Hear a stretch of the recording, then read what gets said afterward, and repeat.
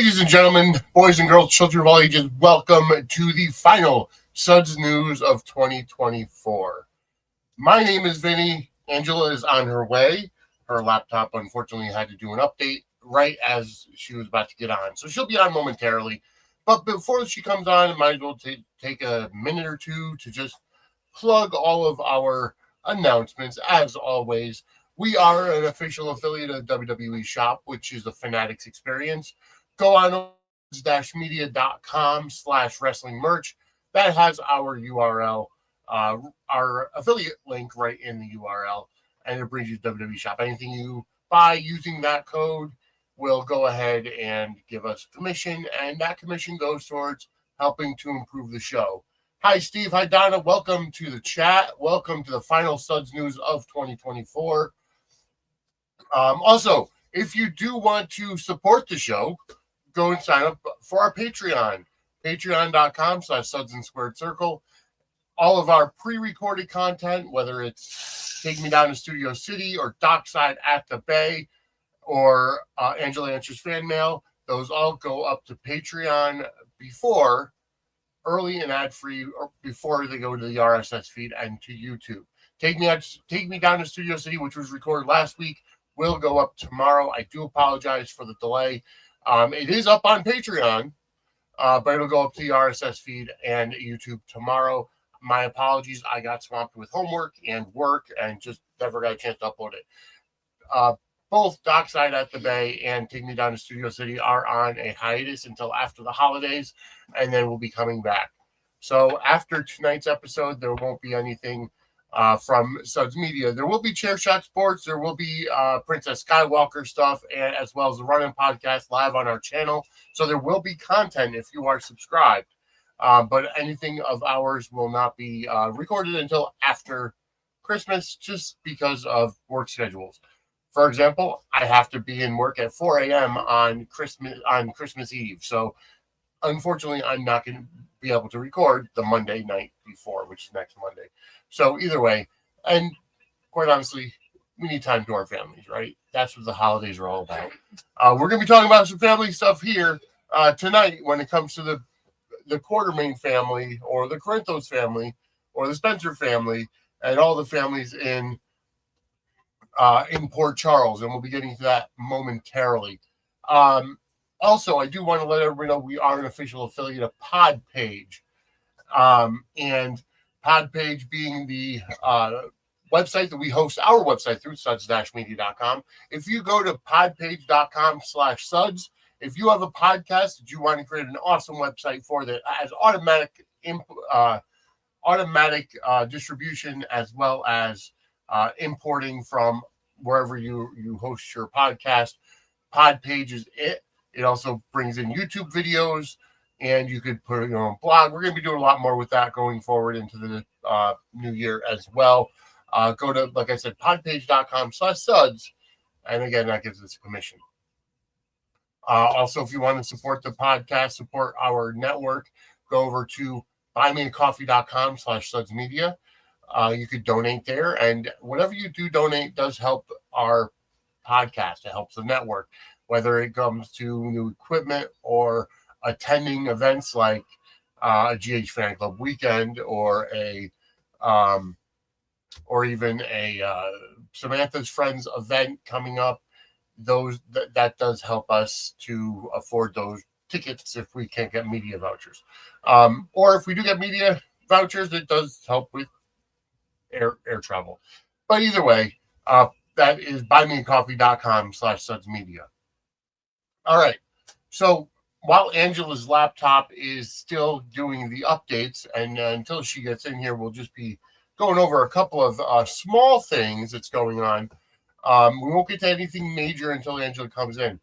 But I do want to bring something up. I was talking with Matt from the 10th floor, because we've both been seeing a lot on Twitter and social media, and I want the viewers to chime in as well. But seeing a lot of people who are unhappy with sudden cast changes, whether it's Dex dying this week, and more on that later. Dex, dying this week, which is unexpected, or when Blaze was sent on tour unexpectedly and Jacqueline Grace Lopez was let go from GH for the time being, which I still think she's on her way back at some point. Matt and I were talking about it, and quite honestly, a lot of the reason why, at least he and I, but a lot of us in the podcasting business, don't react the same way that a lot of the viewers do, is because Matt and I, at least, grew up watching wrestling. And one of the biggest things, if you look at any wrestling card, program, advertisement from the 80s to the 90s, even still to this day, there's a four-word phrase that appears on every aspect of advertising. And it says card subject to change. That could be because of injury. It could be because of contract problems. It could be for anything. And it's that idea that the card is always subject to change. So when these cast changes come up, and we try to stay on top of things. Like when Kelly Monaco was released from GH, and it was noted that she wasn't going to be on past her final air dates. I was actually on an episode of Take Two Radio Soaps and Review when we got that information. And right after that, we talked about on our episode of Suds. So we were prepared for it, but we weren't prepared for Blaze having to go out on tour. But a lot of people reacted badly. I mean, there's still the whole Bring Back Jack and the hashtags of Blaze and Craze and no recast, no just bringing them back. And it's great, and I'm glad that fans have that support. But it's the people that have so many meltdowns on Twitter. There have been people who say, "Oh, I'm not going to watch anymore because Kelly Monaco was the entire show for me." Angela's on her way in. Excuse me. Kelly Monaco was the whole show, so I'm not going to watch anymore. Or, Dex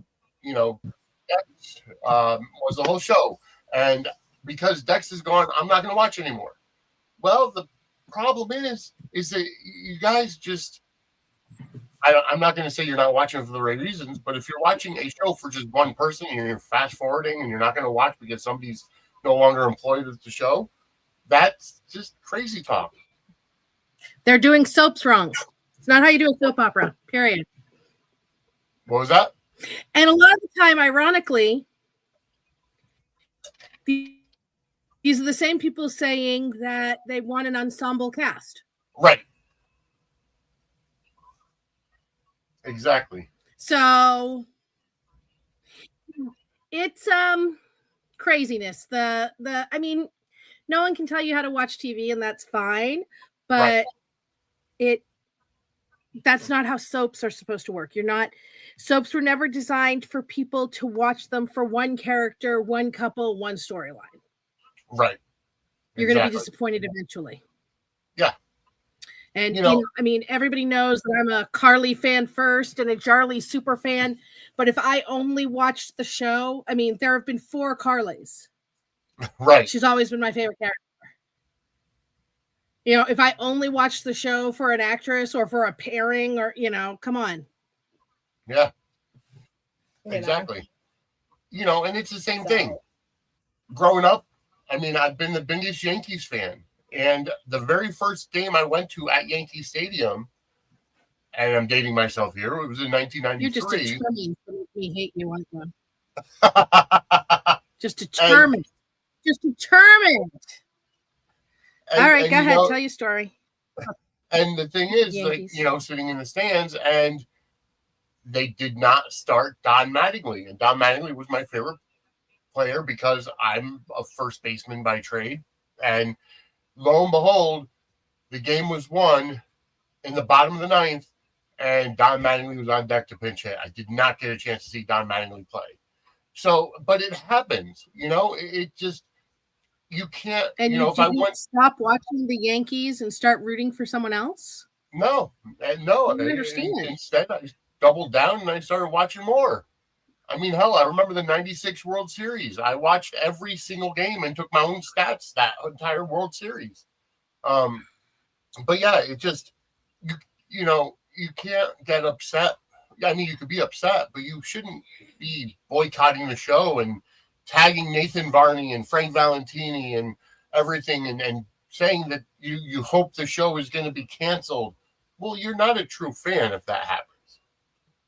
If that's how you start throwing your meltdowns. Yeah. But anyways, rant over. Hello, Nathan. Welcome to the chat. Hi, Steve. Too much doom and gloom at Christmas time, like Liam Dead Baby Christmas. I get it, but it's story. It's and this is soaps. They don't have a light Christmas season. No, they don't. We'll get probably a light Christmas episode. Yes. We're not going to have an entire light Christmas season. And that's not just Frank. That goes way, way back. Right. And I know I'm catching a lot of strays right now over the information that I have. I still think there's a twist to come. I agree. I agree. And it was actually brought up. I do. It was actually brought up on 10th Floor yesterday that it could be a ruse, with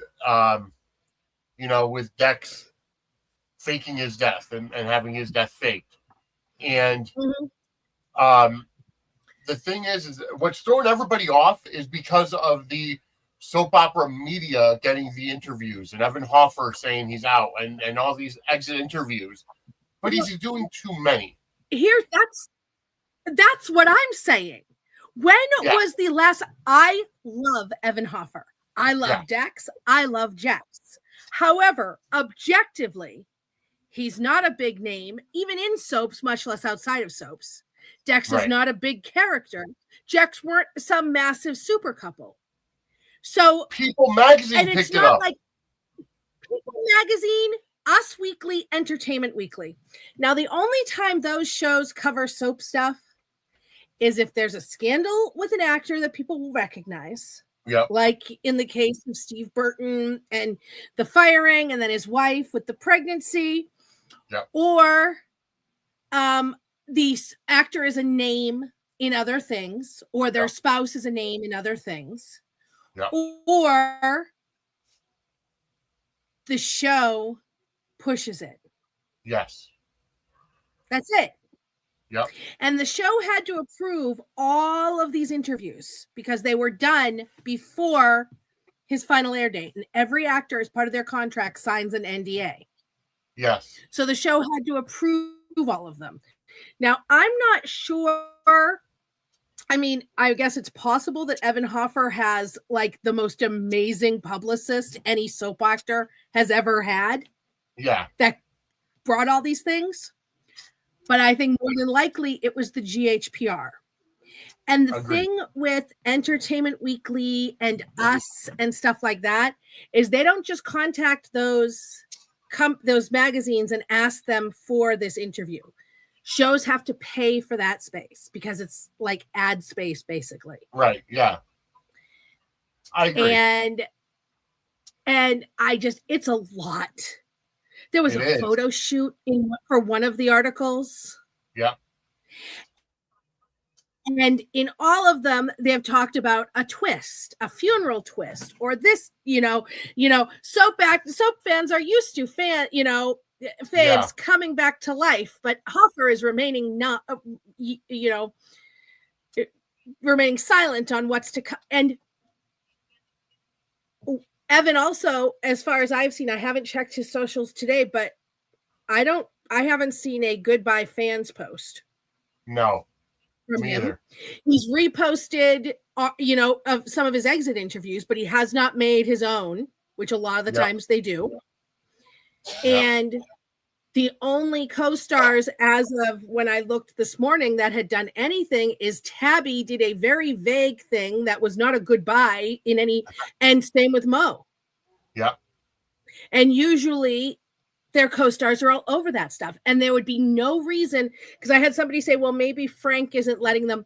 Frank wouldn't care at this point because Dex has already died on screen. They're allowed to Yeah, And I exactly. don't know if anybody saw the picture that GH posted on their timeline. I saw it with him with his tongue hanging out. With his tongue hanging out. I'm just, something is, I could be wrong. This could be me. I mean, I love Evan. I love Dex. I love Jax, but I'm not like over the top with them. I'm not like, Right. oh my God, this can't be real. Something Something's stinks up. in Denmark. Something is, I mean, seriously, when was the last time? And it's not just articles. He did interviews with every one of these outlets. When was the last time anything soap related got this? Very, very rare. It's just, I mean, it's in the same vein as when do they ever cover wrestling? When there's a death or when there's a tragedy, you know, and that's it. So, and you know what? I'm sorry, but I gotta find out if Evan actually was a wrestling fan, because I gotta tell you that if this is a swerve, he is holding up kayfabe completely, and I'm loving it. Well, that's another thing too, is he's really damn happy for somebody who got fired. Yes, exactly. I mean, giddy happy. Like, I know he's a happy-go-lucky guy, but this guy is just like, I mean, and there's absolutely no seriousness to any of, you know, there's no, it's all very. Yeah. And yeah, we didn't, and we haven't seen, my thing is we hadn't seen Cyrus go in there with the, you know, the vial of the digitalis. Mm-hmm. We saw that with Sam. Well, I mean, we might still get that flashback, but if this is a sting, right? If somebody does that, like in real life, I was researching this. I swear to God, if the FBI ever were to check my search history, and like occasionally I'll be doing it and I'll be like, oh my God, I'm a writer. I'm a writer for anybody who might be, because like I'll like Google things like what household chemical gets gunpowder residue off of Higgins. And it's not for me, it's for a character I'm writing about. But you know, you just want to make sure whoever's watching knows that. But I Googled if what can be done for somebody given an accidental dose of digitalis, and they can fix, if they know what's going on, they can fix it. Not a problem. Okay. Right. Yeah. So if this was a sting. Yep. And that's why the other thing that threw me off, Anna was there. Mm-hmm. Like being the police commissioner. Well, I mean, he had gotten stabbed, but. Oh no, I get that. But I mean, once he was out of surgery, like you would think that she would be back to work, working on paperwork, trying to find out who did it and what have you. Right. Like that's my whole thing. She was there for the entire time, and we actually never saw them call a time of death like we did with Sam. They told Jocelyn he was dead. Yep. But we didn't see what we saw with Sam. Right. Also, her grief today was weird because it was grief and then it wasn't grief and then it was weird. But at the same time, this might not be her. This might be, you know, the FBI or the WSB or, you know, we don't know because this is a soap opera. And I don't know. Something feels off about this being this guy's exit. Agreed. Like it happened a little too quick. Like, don't get me wrong. It happened. Just the publicity around it, I'm just going, what the hell? That was something fishy too. It's, I mean, and like it just keeps coming, and I'm like,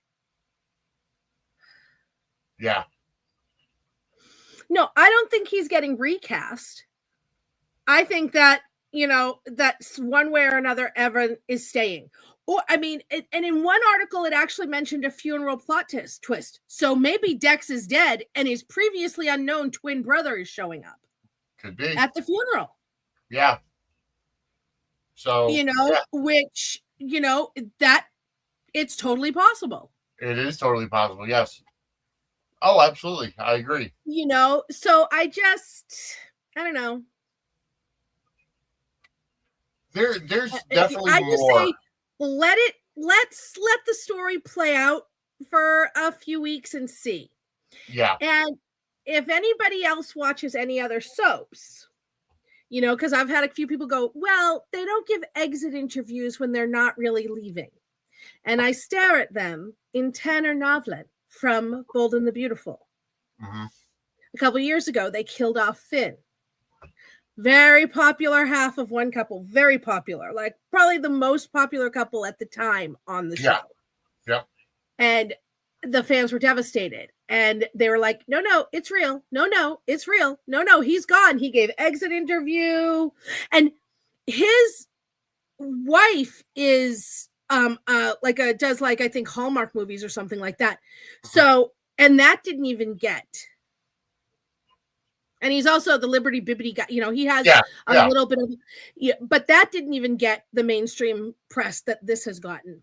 But they did exit interviews, said he was dead, had a funeral, yada, yada. He was dead. Mm-hmm. And then a few months down the road, he wasn't dead. Yeah. And they brought him back. And, you know, this is a soap opera. Exactly. You know, this is the genre that Erica Kane had a first trimester abortion in the 70s, and then the baby showed up as a fully grown adult. You know, 20 some odd years later, hi, Mom. What? You know, so I don't know.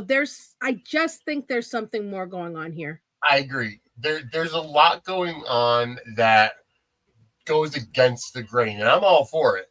Like, right. I'm here for all of it. I'm enjoying where they're going. And you know what? Yeah, here's the deal.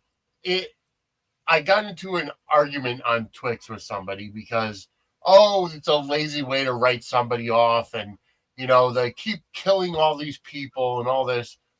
And I said, first of all, have you heard of faking somebody's death?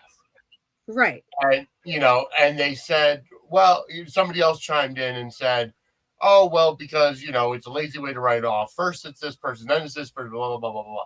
And it's been done so many times. I said, honestly, I only remember a handful of times in the past 2 decades of somebody having faked their death. And that was AJ. And that was back over a decade ago. Right. When we found out Monica had faked AJ's death. Right. Of course, this person thought I was talking about, you know, all the killing. So there was definitely some confusion. Well, here's my thing, too, is that this is the second one. Yeah. What do they mean? All these killings. Isn't this like the second person to die like this year? Yeah. I mean, more people died with the Hook killer storyline. You know, if Lex is dead, this is the second one. Yeah. And if they're doing a serial killer, I mean, Jesus, Days once killed off literally half the cast. And then we found out later that they were all alive on an island. But you heard about that. Half the cast. This is the second killing. People need to learn or remember or something how to soap opera because you're doing it wrong. Yeah. I think people are taking the show just way too seriously. I think they're watching it like they watch something else, and they're watching it like they watch the news or something with logic. It's like, and it's a disservice to them because this isn't how soaps were intended to be watched. You're supposed to watch the whole thing because things that affect the storyline you're most interested in can pop up in other things, and then you've missed it. And then when did this happen? Well, sorry, mister. Haha, I fast forward her, so suck it. Whatever actress, I won't name drop the one they usually say, but that's why you missed it, because you didn't watch the damn show. Right. You know, and I honestly feel too many people watch it like it's a primetime drama. It's not a primetime drama. It's a soap opera. They have different rules, you know, and I agree with Nathan, the problem with the first show killing, useless characters that no one cared about except for Brando were killed off. It was lackluster. But that's what you do when you have a serial killer. You kill off the people that The red shirts. That really have like nothing in Star Trek. It's always the red shirt guy, right? Yeah, exactly. That's who dies. You're not killing off, Kirk every time. You just do that occasionally during sweeps for shock value. Right. Yeah. Quiet Star says these folks on Twitter always talk about how the cast is too big and so needs to be fired or written off. Now they're getting it and they still complain. Yes. Of well, course. we always make that joke. They're like, the cast needs to be trimmed. They fire someone. No, not them. Right. Exactly. That's how it happens. Because I know people that have a list a mile long of people they would choose to kill before Dex or before Sam. And it's like, well, those people are either A, not taking up enough of the budget to make a dent, or B, they're not having problems behind the scenes, or C, ABC didn't hand out the edict to get rid of somebody.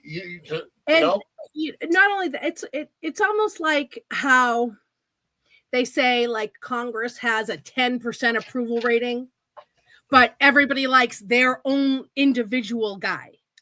Yeah. That's what it boils down to. No, the rest of them are trash. We like our man. Yeah, exactly. Quite honestly, the entire government sucks in this country. All right, listen. I wasn't going there. That's a whole other podcast. We need to do that one at some point. Jane, you ignorant slut, that one.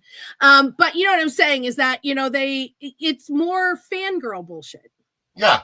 And exactly. I agree. And for the record, and I've said it a million times, if they killed off Carly, I would be sad because she's my fave. Mm-hmm. And the next weekday at 2:00 Eastern time, I would turn General Hospital on and see what was next. Because that's what I do. I watch GH. And that's the thing, is that, it's the same thing with me. I watch the show. I don't watch where it's how many, since I've been watching, Jason Morgan has been my favorite character. And he's left twice, and come back. Mm-hmm. And it is what it is. It's like that. That's what happens. I loved Britt. Yeah, I mean, I've had Carly consistently, but there's been 4 of them. Right, exactly. So. Yeah, no, exactly. Honestly, the only character that I would seriously say needs to go for the good of the entire show is Sonny. Right. And the money it would free up, the airtime it would free up, and I feel he has used his usefulness. Yeah, Sonny's character right now is kind of getting stale. He's an anchor. It's an absolute anchor, and his amount of airtime is he's 3 weeks, I think, ahead of the next person in the episode count, which is bizarre. Right. But yeah. Anyway. All right, moving on. Let's get into this week that was in General Hospital. We can, I guess, we might as well start with the biggest thing, and that's the Quartermain Christmas party. Oh my God! How great was that? Start to finish. It was fantastic. And up here, Steve said, but even pizza was missing. You know what? I will give the Thanksgiving pizza for what we got this week with the Quartermain Christmas party. And people who have been watching a long time know they don't always have Thanksgiving. No, they don't. Thanksgiving has been skipped many times in the past 30 years. Thanksgiving has been skipped at least a few times a decade. Under every regime, they skipped Thanksgiving. Not just Frank. They've done it before him. You can go back and look. They skip Thanksgiving frequently. Yeah. And honestly, I would give up because the Thanksgiving episode is always a standalone show. So I would give that up to have a story-driven show like we got this year. Oh my God, it was so good. Yeah. Oh It my really God, was. it's fantastic. And I'm sorry, but Tracy shined. Jane Oh, she always Elliott does. Jane Elliott always does. always, but even from the very beginning, with not wanting the football game on, and and then when Michael says he's going to stream it, she said, "Well, you can watch it, but the volume's going to be down." Yeah. And then she goes to change it, and Trina's like, "Well, I was watching that. You are a guest here. You have no say over what goes on the TV." I just about died laughing at some of those one-liners. Oh my God, yes. And she was on fire again today with Ned. But oh my God, and it was true Quartermain. The Quartermains were really definitely was. And and Carly's suspicious, knowing something's going on that she doesn't know about, and it involves her child. So what the hell is going on? Mm-hmm. And then, of course, it's Tracy's fiddling with the phone because she turns it off and she tries to get it back on, and then all of a sudden, everybody's treated to the nanny cam porn. And when Drew yelled, "Turn it off," and Tracy went, "No, let it play," I cackled. And Ned laughing his ass off. Tracy laughed. They got such joy about it. Oh, they definitely, He said, "I wish there were more people at the Q Christmas party." I mean, I don't know who else should have been. I mean, all of the Qs were there. Yeah. Right? I mean, it was like a family, like a house party kind of thing, so they're doing more for Christmas, but and there were a lot of people in those scenes. There were. And I'm glad that none of the kids were there. Yes. Of course. That would have been important. Something like that. Right. And then Drew trying to throw Ned sleeping with Monica in his face. And Ned's like, "I didn't know she was my aunt when I had sex with her." So ridiculousness of it all, but also, oh my God, this is phenomenal. It absolutely it was. Oh God. And then today, Drew bringing up to Tracy, standing over your father withholding his medication. And I love how Tracy just didn't even flinch. No. Like, she's like, "What of it? I'm Tracy Quartermain." Just her whole and then Q Lulu coming in, "Step monster, you haven't changed one bit." Yes, that was such a sweet reunion between those two. It was. And then Drew wanting, Ned's just like, it just, the mere fact that anybody thinks that this would be a stain on the Quartermain name is funny. Right, yeah. They've already had so many public scandals. And then Carly was amazing. Yep. With Nina and Willow, with her, trying to, keep the smile on her face because of the kids, but. And here's the thing, because people were saying, "Oh, why is Carly stepping in and fighting Michael's battles? Why is she so vocal in this? Let Michael say stuff, blah, blah, blah, blah, blah, blah." Michael was in shock that the video was even played because he wasn't planning on playing it. He was dumbfounded by that. So he's trying to, because he was going to use this video against Drew for the Aurora purposes, and now it's out in the air. So he's trying to strategize. He's trying to come up with a plan B. Right. He's not thinking about his marriage or the kids or anything. Carly was. Yes. And I mean, Carly has a stake in this. One, this is her son. Yep. And it's her, it's not just her child, it is the child. Yes. I mean, Laura Wright talked about this on Stephen Bradford's podcast just a couple weeks ago. She was like, "It's Michael. She loves all her kids, but this one is Michael." Yeah. He's the one who made her a mom. This is her baby. And Drew is her ex. Yep. Who dumped her for stupid ass reasons. Yep. And then moved on with Nina. Right, who screwed both of them over, but then also screwed her son, his nephew's wife. Yep. Like, dude. And so, yeah, she definitely has a stake in this. Yeah. She does. Sorry about my background. I had to, my other laptop, the volume wasn't working, so I had to use this one. And this one doesn't have the regular. Oh, good Lord. Anyway, so yeah, so it was. Do you think that this is going to bring Drew and Willow closer together or drive them apart? See, I don't know, because like previously, Cameron, like a couple months ago, Cameron said that Drew was falling for Nina and this thing was something else with Willow. Yep. But then he gave an interview like a week ago where he said that, you know, he went to the writers and the producers to make sense of everything, and this could be a beautiful love story with Willow and Drew. So I don't know.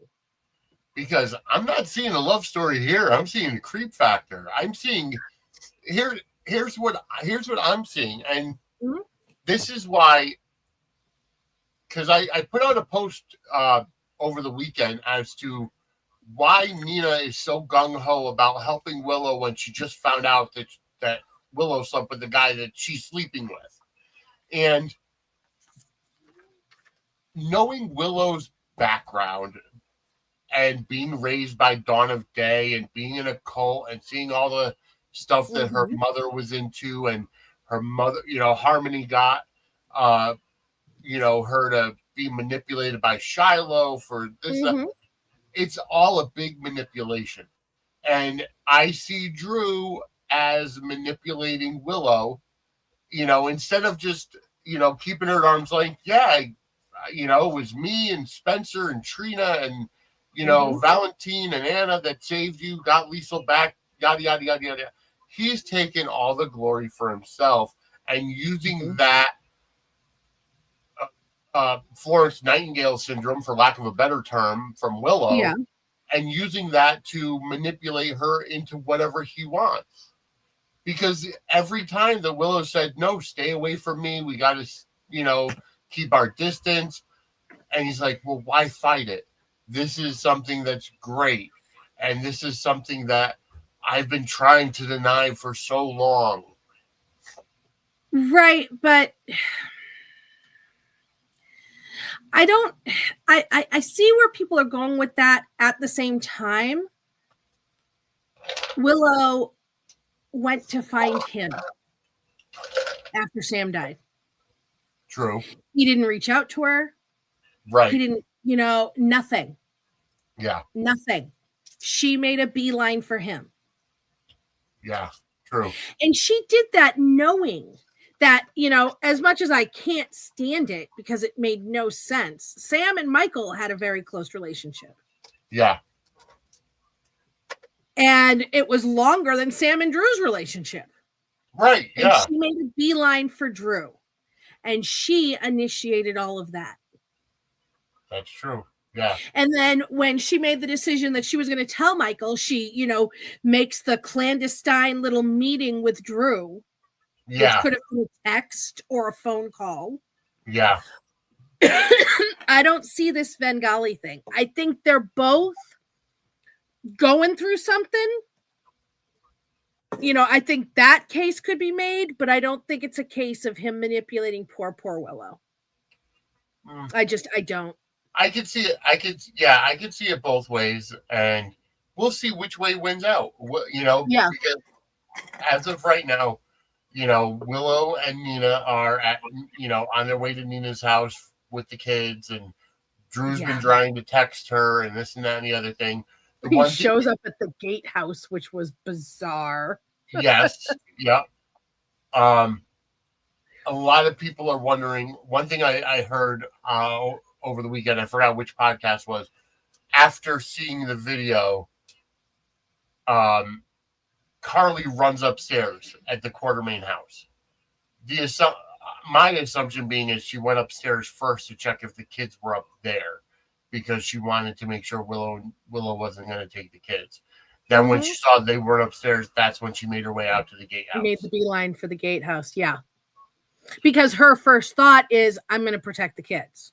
Yeah. And what does she find? She finds Nina and Willow. Willow and Nina trying to...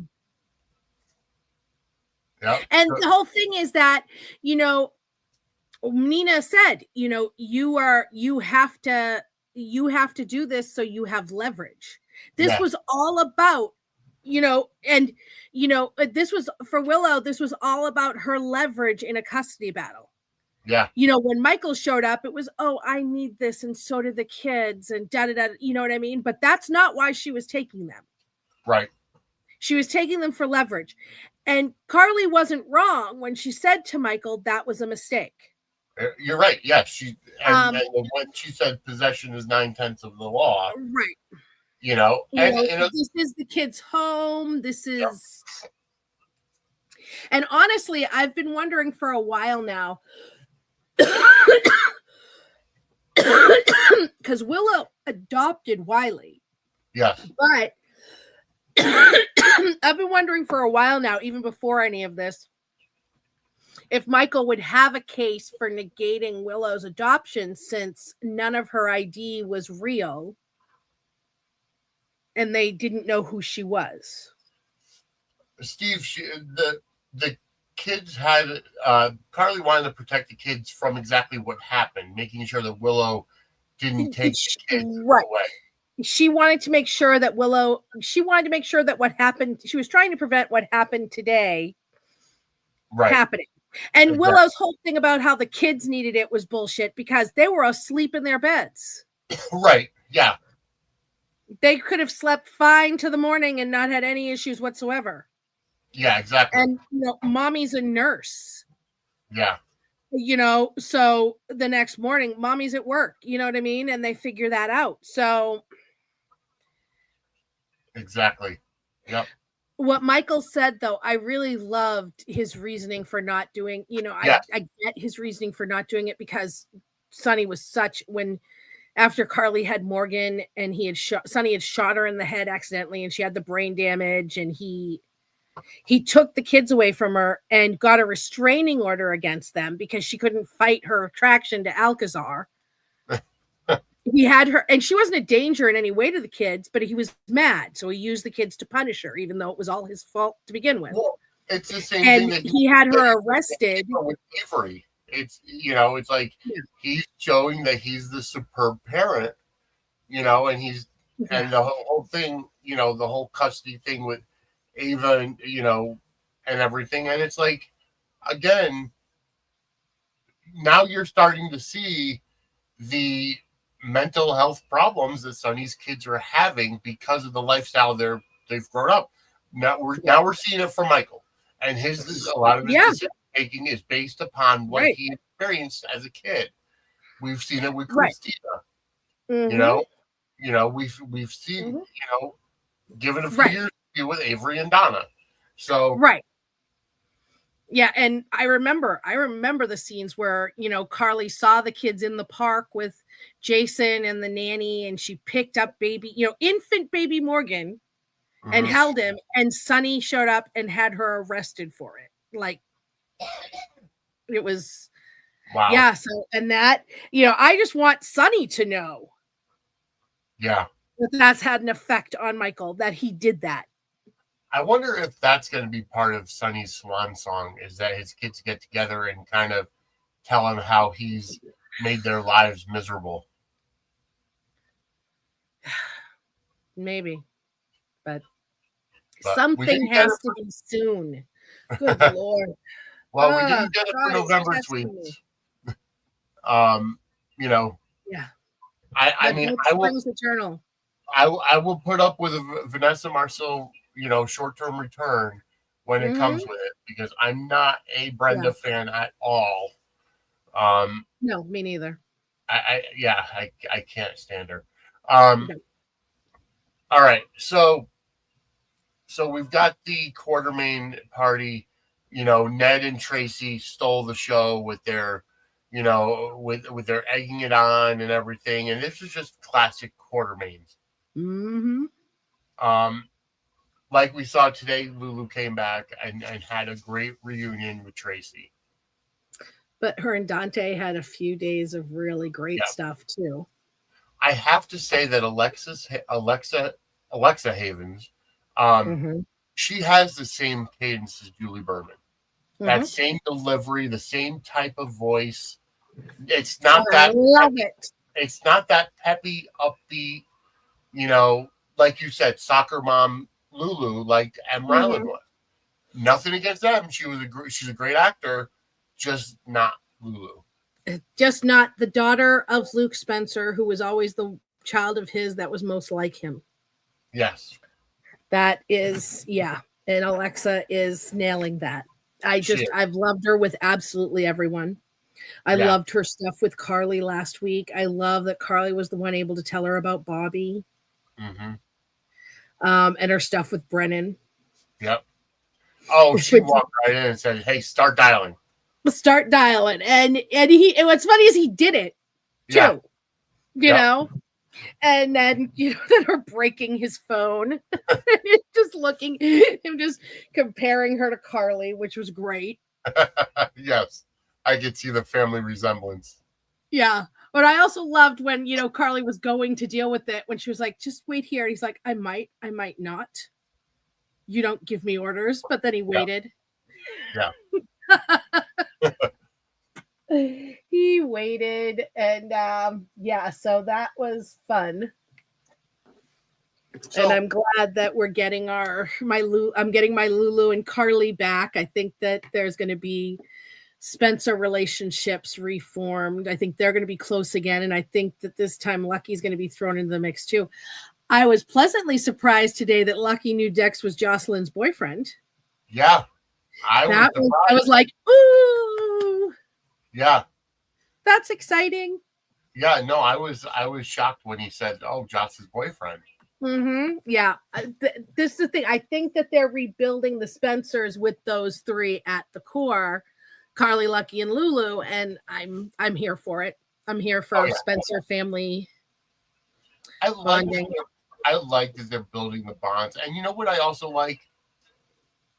Frank brought this up on the GH Mini Spotlight yesterday in saying there are conversations and stuff happening off screen. Yes, we are, as the audience, are not privy to absolutely everything that goes on. So some of these, conversations happen and we don't see them. And, it's like, because Frank had brought up to James saying, do you have to see all of Lulu's reunions on screen? Do you have to hear all the conversations while they're kind of catching her up on the past 4 years on screen? And I feel like that's kind of the same for Lucky, in that he's been out of town for so long and out of touch with, in Somalia or wherever the hell he was, that he's going to be starting. So he's going to be spending time with Lucas. He's going to be spending time with Carly. He's going to be spending time, with Elizabeth and, finding out about all these other things that are going on in the town. Well, they've also had Lucky mention that he exchanged emails with Carly and, and stuff like that too. So, with Lulu, that's, she's been in the coma. So there was that. Like, I liked the joke where she, was talking to Tracy today and she's like, it'll be mostly me listening, not a whole lot to tell you from Dreamland. Because I was in a coma. But there are so it's like that same old argument about their relation, how much of a hands-on parent are these people? Right. We're not going to see them with their kids all the time. We're not going to see them changing diapers, looking for their shoe. Those are things. Yeah. But when they say things like, when they make a drop to mention that Drew's coaching Scouts swim team. Yeah. Those things are to show you this is a hands-on involved parent. Yes, exactly. And things like that. You know, when they Yeah, no, I get those things show us that they are, you know, we are to assume that these people are taking care of their children and, you know, feeding them 3 meals a day, making sure, yada, yada, yada. Yeah. Unless they're doing a story where something like that's not happening, and then they tell you these things are not happening. I saw somebody the other day said, I remember the scene where Valentin and Charlotte were eating at the Metro Court and Carly walked right by them without a word. She doesn't care about Charlotte.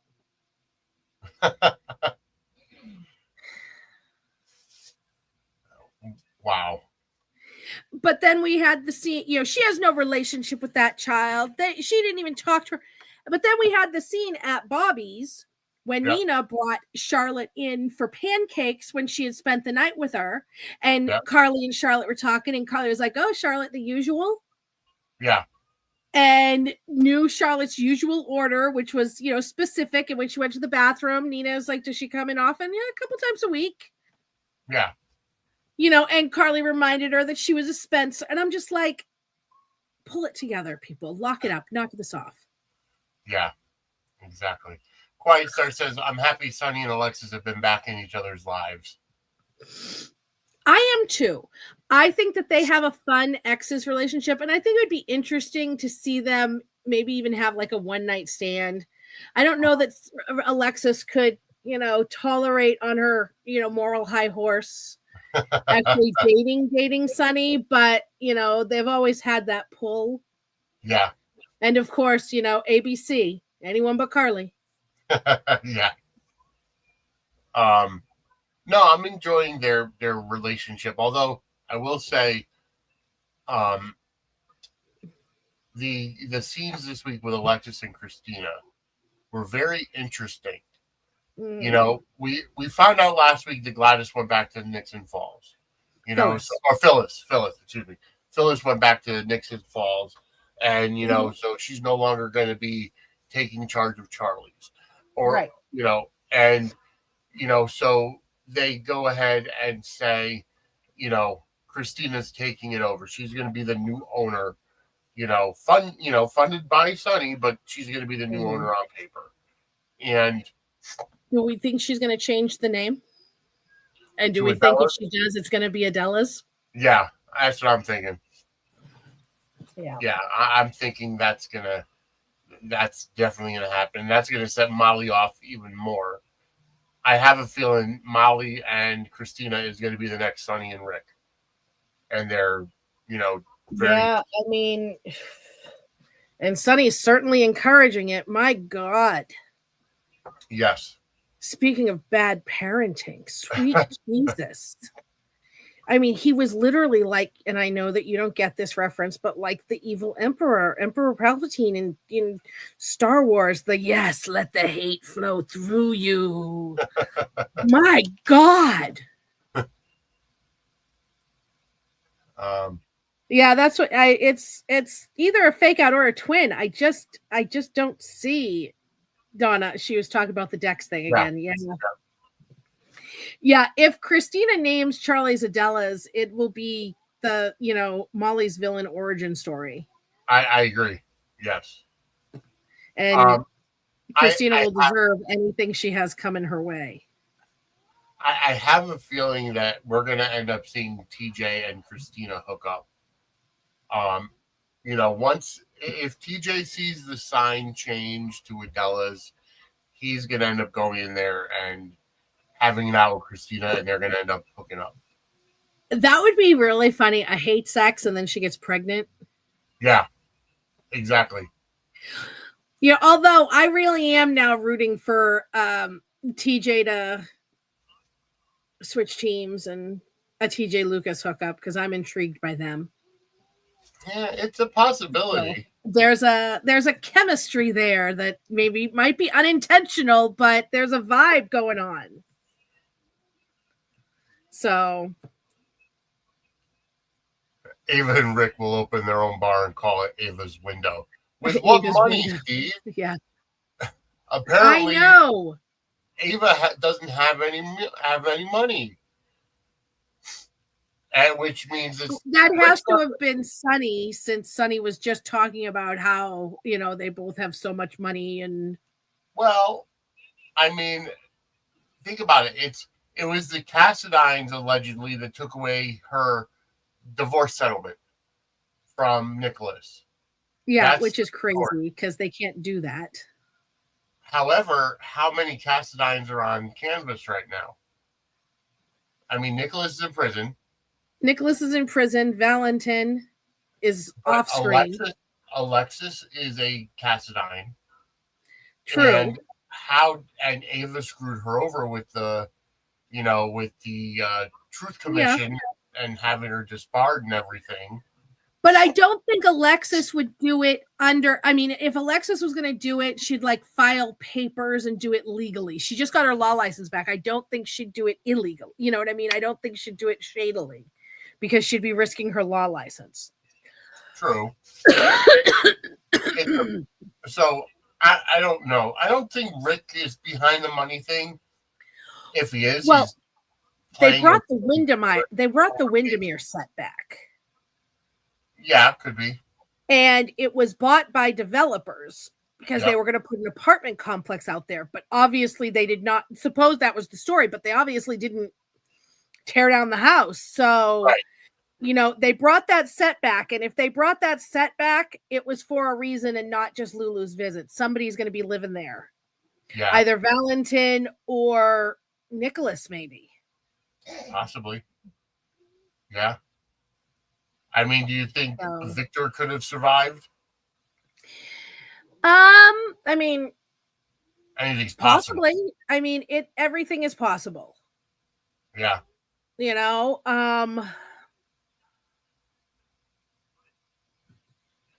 so yeah, it's a true mystery. Yeah. Yeah, I don't know. I mean, Michael can be, or Diane can be Michael's lawyer, but Diane is Michael's lawyer. Yeah. I mean, Alexa, you know, Willow's could be Martin because Nina's used him. I mean, she was mad at him about the whole thing, but, you know, he's still a good lawyer. Yeah. They could bring Scotty back. Yeah. So it wouldn't be Alexis because Diane's Michael's and they're partners. So yeah, that'd be conflict of interest. Yeah. So I probably be Martin. It could be Rick. It could be Rick. It could be, you know, because Nina has that, you know, she got him to be Ava's. True. Yep. So. Well, allegedly, Cassadine Island was bought by developers, so they're the ones allegedly paying for, you know, the upkeep of Cassadine Island.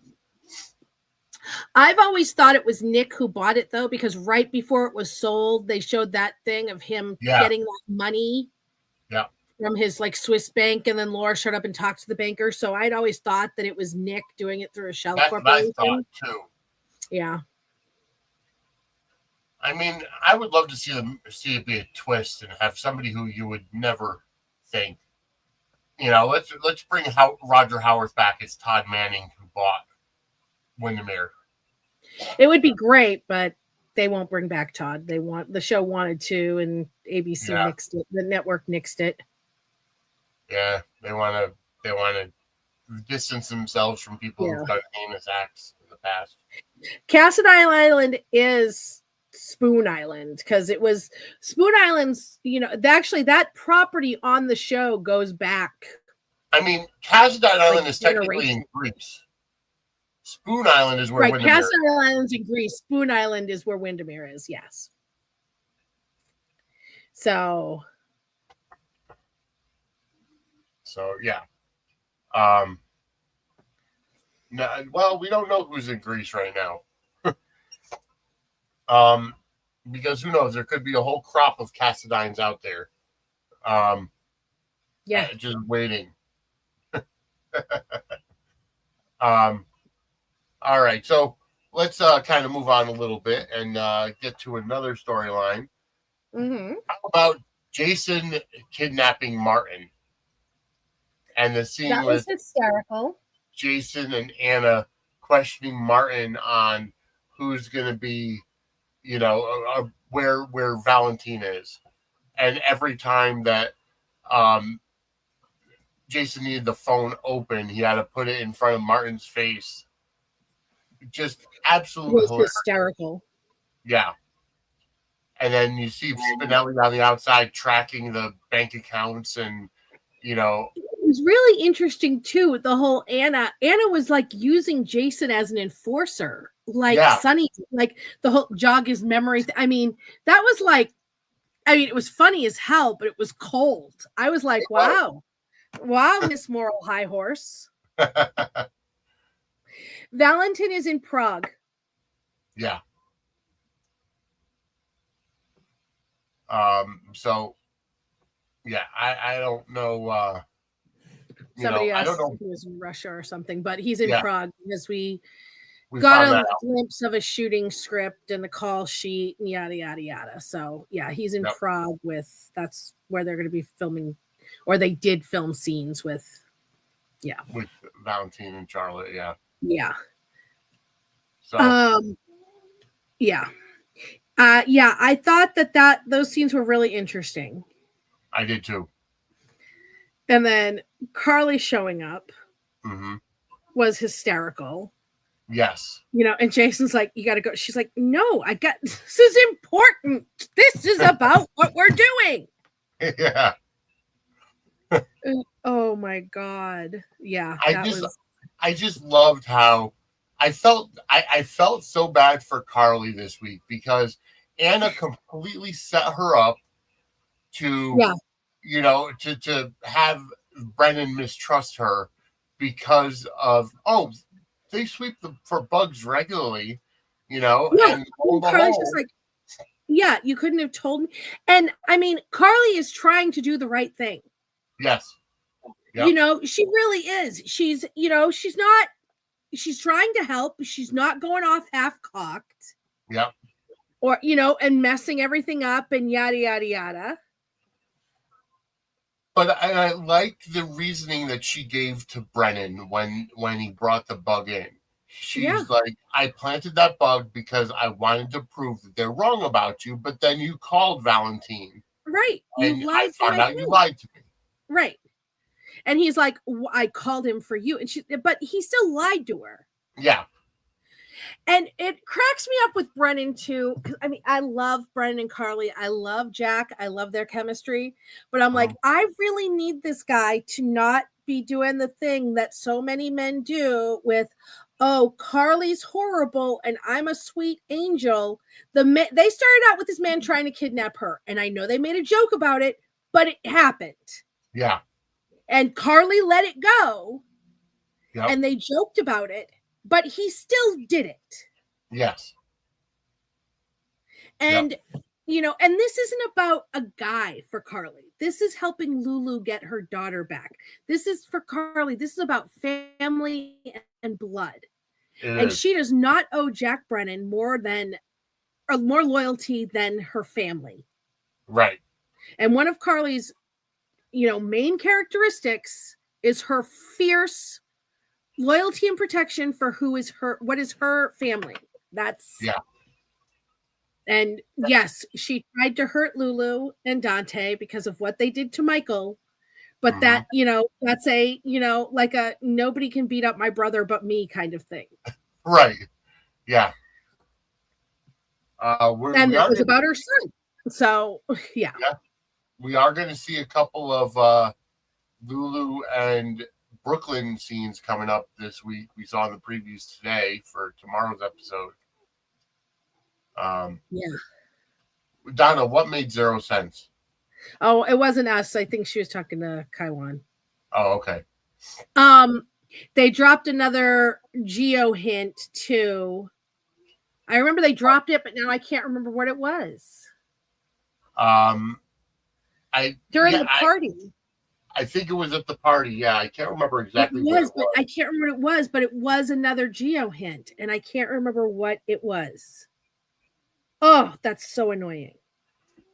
Speaking of Gio, he did play the national anthem at the Landview PCU game. Yes. The fierce And rivalry. yeah, and I have to say, um, I have to say that however they did the scene for, the interview set for Kai, being interviewed by the reporter, actually looked like a real arena, or a real stadium, exit or entrance to the locker rooms. They did fantastic job on that. So, And once again, I just want to say to all of these, General Hospital is going over the cliff. They have no money. They have no this. They have no that. We keep getting new sets. yep. And I can't. I can't. Yeah. But either Sorry. way, PCU is going to a bowl game for the first time in their history, led by Kai. And and after the game, Trina went over there, and you could see the sparks of flying. Yes, you really could. Yeah, they're definitely, I think they're really, really cute. And I'm a sucker also because she's real, real short and he's real, real tall. I'm a sucker for that. And I'm torn because I also love the chemistry with Gio and Trina. I like the Gio Trina chemistry as well, but I think because it's been so long of a build with them, it wasn't even a real build with them. It's like they brought him on, there was a slight build, and then it stopped, and Gio became kind of comic relief, and then okay, now they're bringing it back. I'm more Kai and Trina. Well, I'm wondering if they're going to do a triangle, especially because, with what Gio's going to find out. Yep. Trina has a specific experience with that sort of thing. Mm-hmm. Finding out her dad wasn't her dad. Yeah. True. So, yeah. So, I'm wondering what they're going to do there. It'll be interesting to see how that all goes down. I like that they're using that younger set more, though. Yes. That young group of actors and stuff like that. So. Yep. No, I agree. I think, there's going to be a triangle between Trina, Kai, and Gio. And Gio and Trina are going to bond over the parents, situation. And I like that it's almost that, Trina is seeing Kai in a new light because Kai is, doing the work for the project, and he emailed it over to her before the game. He won't be able to present it, but she'll do the presentation on her own. So it's one of those classic love stories where the girl doesn't understand what the guy does. The guy is trying to explain the football to her, and and all this and that. And trust me, it hasn't worked on my wife. She's still not a wrestling fan. So I mean, well, I'm hoping we get some scenes once the weather's warmer in the upstate New York park with palm trees of Kai teaching Trina how to play football. Yeah. Yeah. Yeah, exactly. Well, I don't think they'll do anything with Jocelyn and the football player. I don't think that they'll put her in a triangle with Trina. I don't think they'll hook Jocelyn up with anybody for a while unless, their Dex isn't actually dead or they're bringing on his twin. Yeah. And then it'll be something with that. We'll see. We'll see how that shakes out. Exactly. Why is Natalia still around? Well, because she's on contract and they want to keep her. And honestly, they've gone ahead and actually redeemed the character. So, Natalia and, Sunny did have lunch together this week. But, again, they are talking about Blaze. They are talking about Aloy. So they're going to build out that family. And the thing with Natalia, one, she's around because she's a name in soaps. Mo wanted that pairing, and she's around as far as I'm concerned because exactly, Natalia, because of Little Sunny. Somebody needs to tend to Little Sunny and ABC. Yeah. Anyone but Carly. I root for that pairing for containment purposes. Yes. I am a, Sunny and Natalia shipper. Same way I shipped Sona. Same way I shipped Seva. Hi, David. Welcome to the chat. Sonica. Okay, Sunny and Monica all the way. Stacey, and Tracy, anyone but Carly. Oh, that would be a pisser if you put Sunny and Tracy together. Yeah. It would never happen, but that would be crazy. Yeah. And Joss did cover for Lucky when he busted up Bobby's. Yep.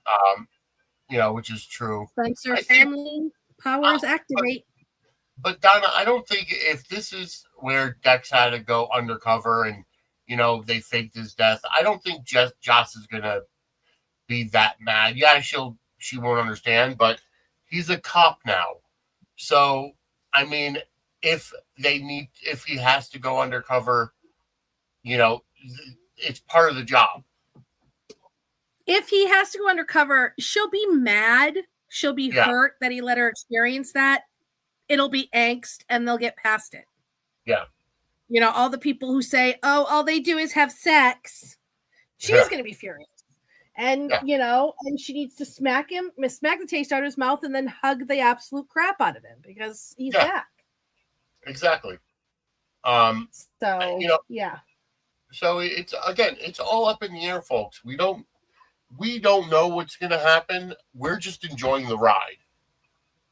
Right. So did you see this week Isaiah and Jordan? Yep. I love the chemistry there. I think that's going to be a relationship at some point. Yes. I like how Jordan kind of said, so I see you're a GH and you just did a surgery. Does that mean you signed the contract? And he's like, yep, I'm a resident of your fine town. They're going to do more going forward. Like they're getting these little flirty scenes right now, but they're going to do much more going forward. Yes. Let's see. Joss choked Donna today. I agree. It was a very, very touching scene, and of course, Jason was right there. Oh my God, Jason and his baby girl. Yeah. I'm sorry. That's his baby girl. Not biologically, but and he was holding her and he was rocking her, and then he took her to the bridge. Yep. And he had tears in his eyes at her pain. Yeah. And Jocelyn didn't bring up Spencer because she was talking about, Oscar because he was her boyfriend when he died. Spencer was her friend and that hurt her, but it wasn't the same relationship. Right. Spencer and Joss weren't dating. Oscar and Joss were dating. And I still remember that episode when Oscar died because I really thought Vince Russo wrote that episode. And for those of you who are wrestling fans, you'll get that reference. Mm-hmm. And there were hugs for Jason and Jocelyn. Then it was so good. It was. He brought her to the bridge, and then when she said that Dex saved her, she owed Dex because he saved her life, and Jason said, "Well, now I owe him too." Yeah. Great, that is his baby girl. Yeah, that was a great scene. That really was a great episode, nonetheless. I will say, and I texted you this last Thursday. Really felt like it was a sweeps uh, cliffhanger. Yet again, I'm saying General Hospital's firing on all cylinders. Oh, It's absolutely. It's fantastic. It is we must still have so much, the whole Valentine's. There's still so much more coming. Yeah, there really is. So Today we found out that Elizabeth is cannot do anything with patients for right now until they find out, until they clear her name. Um, so it's and I like how she asked Portia if Lucky could be in the room with her. That was like that was that was a really good scene. And Liz and Lucky had really great scenes last week too, with the getting the Christmas tree and decorating it, and then him singing the song. And Jonathan Jackson wrote that song years and years ago for his character to sing to her character when they were teenagers before he died in the fire. Yep. And that was a nice throwback to their history. And yet again, General Hospital ponied up some money to digitize more flashbacks. Mm-hmm. And yeah. And for those of you who are unaware of the Liz and Lucky story, or Lucky in general, Pier 54 during their Port Charles 411 series that comes out on Thursdays are doing a whole anthology of Lucky's storyline. They just got done with the Liz and Lucky part, but they're still going through with Lucky. So check that out. It's Pier 54, their Port Charles 411 shows on Thursdays. Check those out. That's how I've been learning about Liz and Lucky over the past number of weeks, and about Lucky in general. Mm-hmm. So let's see, what else do we? So, okay, how funny was it when Ava had to call Lucas to come and pay the dinner? First of all, a $700 dinner, like. I'm sorry, I can't fathom that. That's a week's pay for me. Yeah, I don't go to places like that. My parents do, though. I don't get it. I'm like, can the food really be that much better? Yeah, it's like it's got to be draped in gold and yeah, beaten with a gold bat or something or other. Like, yeah, not my thing either. But but so and I like how Lucas says, I know I wasn't your first call. She's like, no, but you're the only one that came.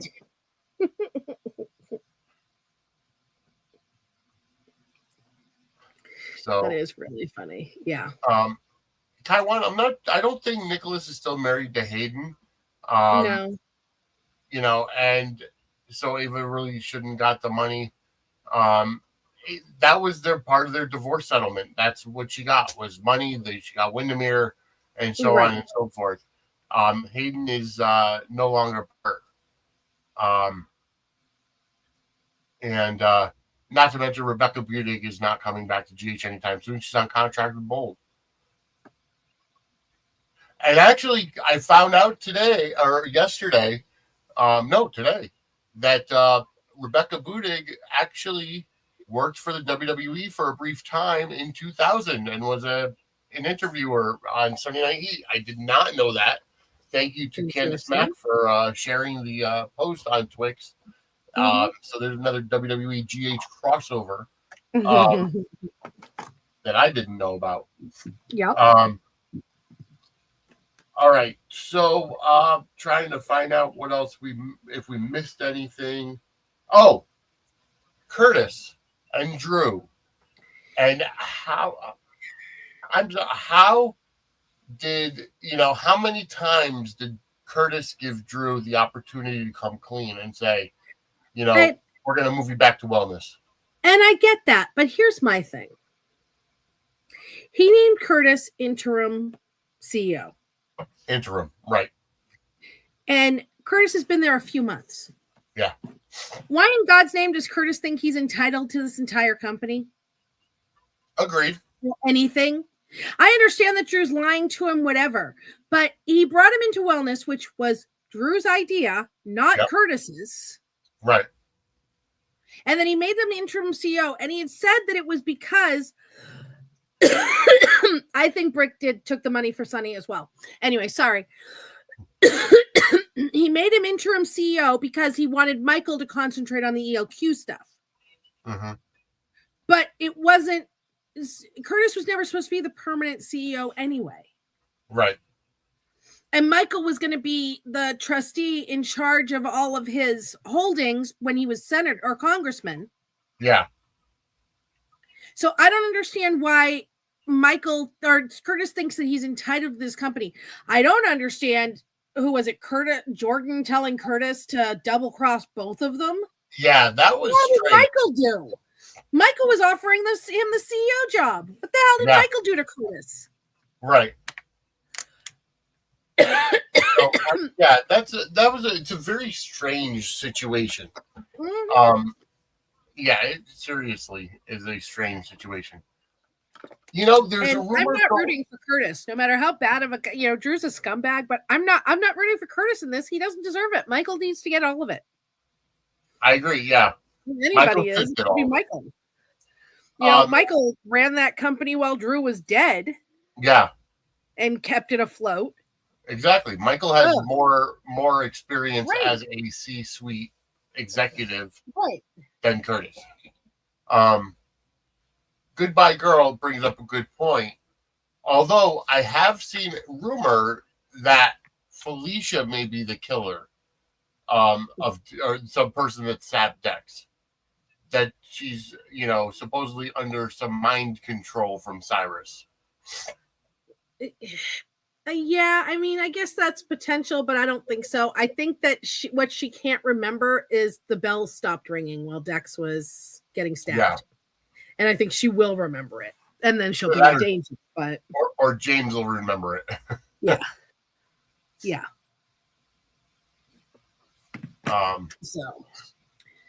So yeah. I think we kind of covered just about everything. Mm-hmm. And I really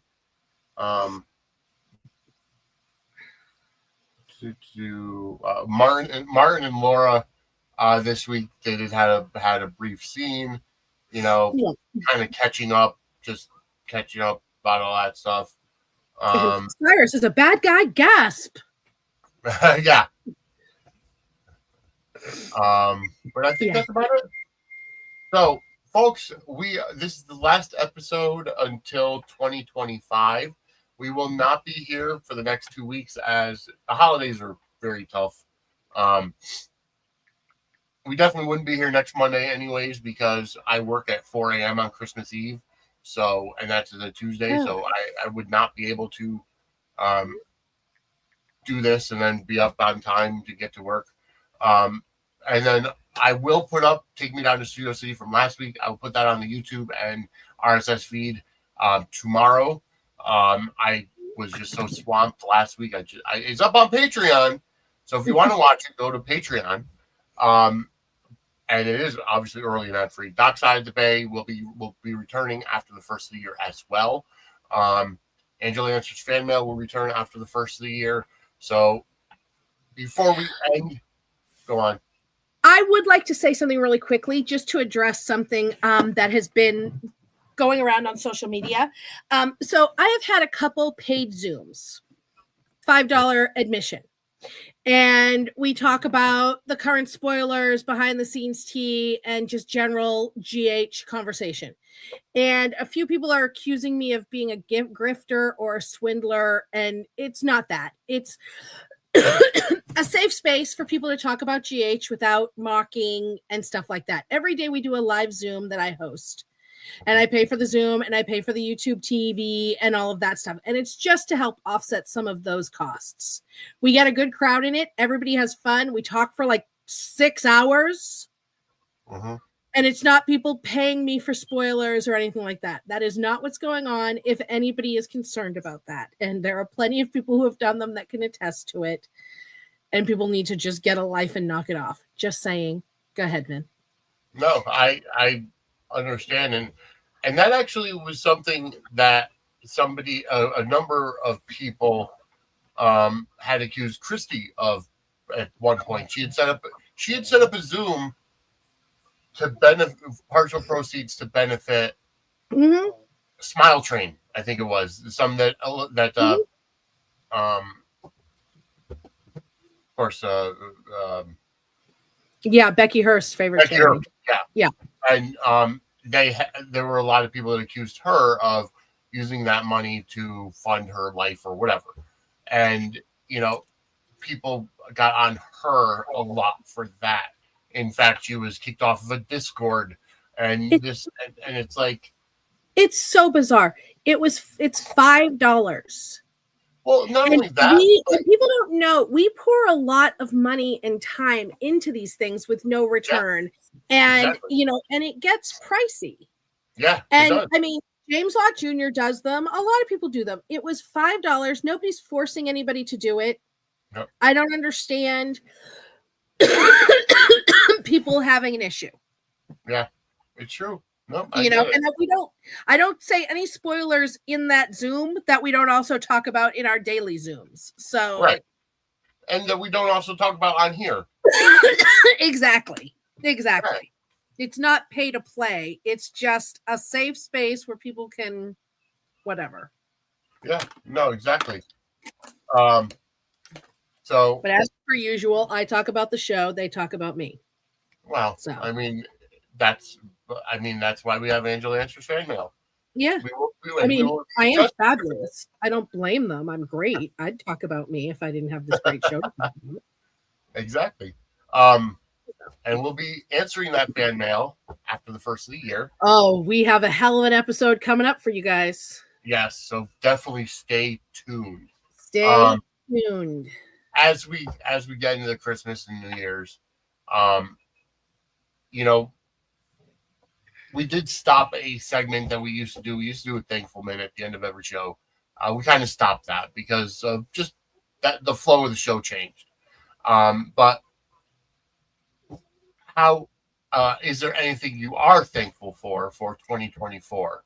I am incredibly thankful for my children and my family and my little fur babies and all of my friends online and off and this wonderful community we have, even though we have some jerks in it too, the overwhelming majority of it is great people. And it is a community and it's a family of its own. Yeah. And, I'm grateful that I get to do this, and, devote so much time to something that I love so much. I'm grateful for my regular job, being a nanny to the sweet little boys that I am. And life is pretty good. I'm pretty content and happy. And I am grateful for that. No, I'm glad. And for me, I'm very thankful for the show, obviously, but I'm also thankful for being more involved in the soap community. Mm-hmm. And I'm very thankful for actually being recognized now, Mm-hmm. for for a lot of not necessarily my controversial takes, but just the idea of being able to bring this information out to people, and kind of for somebody who grew up a lifelong wrestling fan and only got into soap operas maybe 15 to 20 years ago, if that, it's like I'm very thankful to be able to provide a lot of crossover for people that may not be soap fans but are wrestling fans, and you can see the similarities. I'm thankful for my day job as well.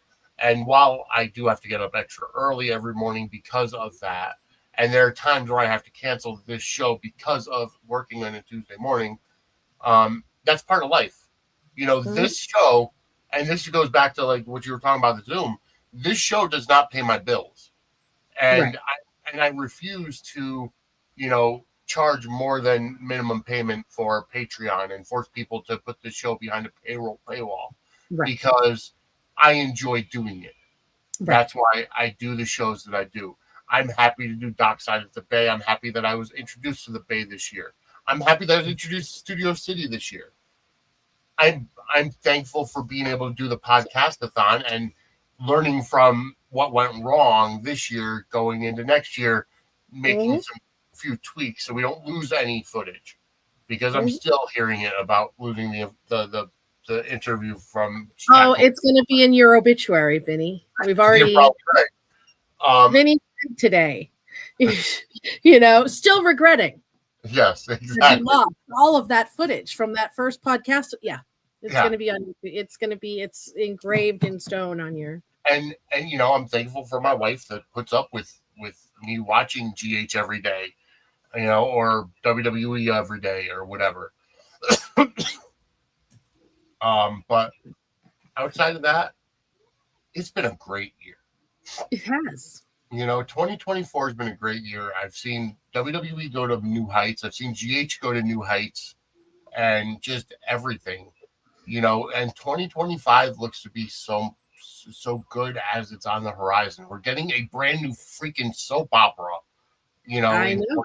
2025. And a spoiler video dropped for it today. I haven't had a chance to watch it yet, but that is on my list of things to do today. Yeah.